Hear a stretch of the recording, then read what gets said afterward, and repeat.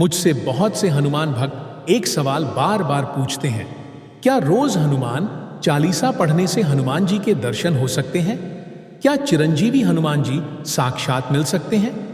क्या वो हमारी आंखों के सामने आ सकते हैं? तो इसका जवाब मैं पूरे विश्वास के साथ कहता हूं, हाँ, हनुमान जी आज भी इस धरती पर हैं, जीवित हैं। और अगर भक्ति सच्ची हो, भाव निर्मल हो और नाम स्मरण में शक्ति हो, तो वो किसी न किसी रूप में अपने भक्त को दर्शन अवश्य देते हैं। परंतु केवल पाठ करने से नहीं, उस पाठ में श्रद्धा, समर्पण और सीताराम नाम का आधार होना चाहिए। हनुमान चालीसा कोई साधारण ग्रंथ नहीं है। ये एक दिव्य स्तुति है जिसके हर शब्द में राम भक्ति की ऊर्जा भरी हुई है। जब कोई भक्त हनुमान चालीसा का पाठ करता है तो वो केवल बजरंग बली का नाम नहीं लेता, वो श्री राम के उस सेवक को स्मरण करता है जिसने सीता माता के लिए लंका दहन कर दिया, जिन्होंने राम नाम के बल पर समुद्र पार कर लिया और जो आज भी जहां राम कथा होती है वहां अदृश्य रूप में उपस्थित रहते हैं। शास्त्रों में स्पष्ट कहा गया है, यत्र रघुनाथ कीर्तनम तत्र कृतमस्त कालम वास्प। जहां जहां श्री राम का कीर्तन होता है वहां वहां हनुमान जी सिर झुकाकर खड़े रहते हैं। इसलिए अगर आप हनुमान जी के दर्शन चाहते हैं तो केवल उनका नाम नहीं बल्कि सीताराम का नाम भी रटिए, क्योंकि हनुमान जी को अगर कुछ प्रिय है तो वो है श्री राम का नाम, रामचरित का गायन और प्रभु की सेवा। हनुमान जी को अपने प्रिय श्री राम से अलग देखना ही भूल है। जब तक राम का नाम नहीं, राम कथा नहीं, तब तक हनुमान जी को पुकारना अधूरा प्रयास है। और जब राम नाम की धुन चारों ओर फैलती है, जब राम कथा की बयार बहती है, तब हनुमान जी दौड़े चले आते हैं। आपको एक प्रसंग सुनाता हूं। जब महाभारत काल में भीम पुष्प लेने सौगंधिक वन गए थे तो वहां मार्ग में एक वृद्ध वानर मिलते हैं। भीम नहीं जानते कि वह वानर कोई और नहीं, स्वयं हनुमान जी हैं। वह उनसे कहते हैं, अपनी पूंछ हटा लो, मुझे आगे जाना है।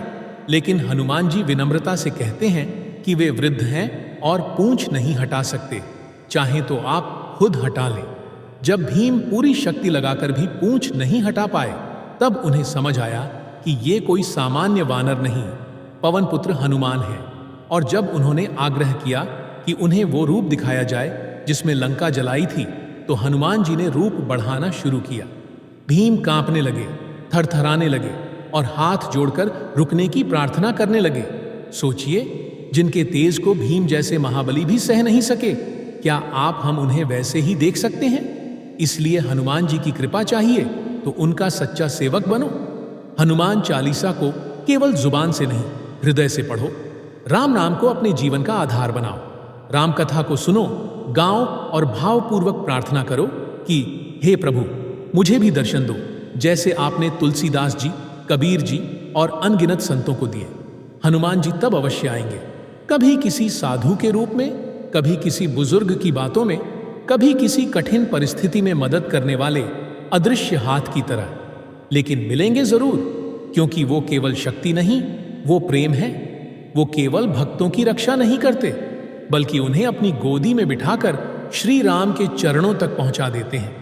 तो जो भी सच्चे मन से हनुमान चालीसा का पाठ करता है, राम नाम का कीर्तन करता है और अपने जीवन को प्रभु के लिए समर्पित कर देता है, उसे दर्शन भी होते हैं, कृपा भी होती है और जीवन में अद्भुत चमत्कार भी होते हैं। सीताराम जपो, हनुमान जी को पाओ, यही सूत्र है दर्शन का, यही है सच्ची भक्ति की राह।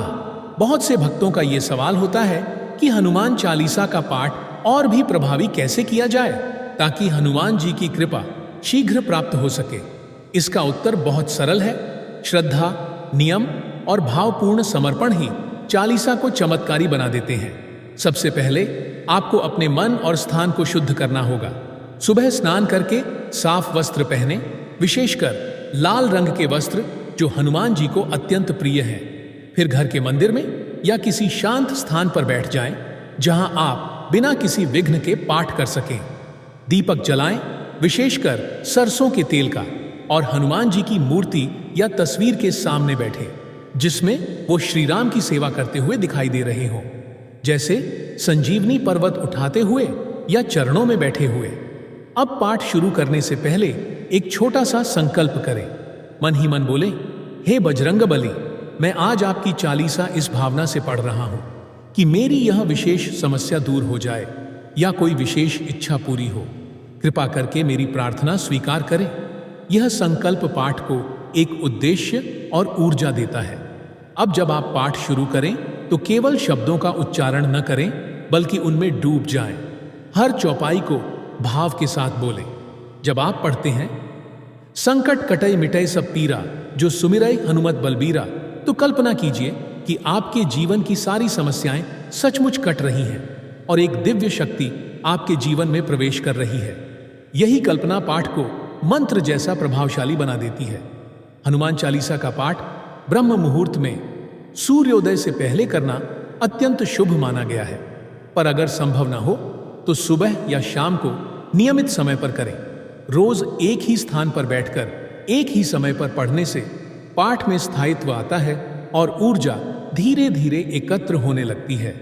पाठ के बाद हनुमान जी के चरणों में झुककर उनसे बात करें, जैसे किसी जीवित व्यक्ति से कर रहे हों, भावुक होकर, सच्चे हृदय से। और अंत में सीताराम नाम का जप जरूर करें, क्योंकि हनुमान जी को सबसे प्रिय है राम नाम। यदि आपने हनुमान चालीसा का पाठ किया और अंत में जय श्री राम बोला, तो समझिए आपकी साधना पूरी हुई। इस तरह अगर आप नियम पूर्वक, भावपूर्वक और संकल्प लेकर हनुमान चालीसा का पाठ करेंगे तो न केवल आपकी इच्छाएं पूर्ण होंगी, बल्कि कई बार हनुमान जी के अदृश्य रूप में दर्शन या संकेत भी मिलने लगते हैं। उनका अनुभव आपकी आत्मा को छूने लगेगा। यही है चालीसा की असली शक्ति। प्रिय भक्तों, आपको यह वीडियो कैसा लगा, हमें कमेंट में जरूर बताएं। अगर आप हनुमान जी महाराज के सच्चे भक्त हैं, उनका प्रेम, आशीर्वाद और कृपा पाना चाहते हैं और चाहते हैं कि हनुमान जी का आपके घर में वास हो, तो जल्दी से इस वीडियो को लाइक करें और आपके अपने YouTube चैनल बालाजी सरकार को सब्सक्राइब करें। साथ ही कमेंट बॉक्स में जय हनुमान जी महाराज जरूर लिखें। जय श्री राम, जय बजरंग बली।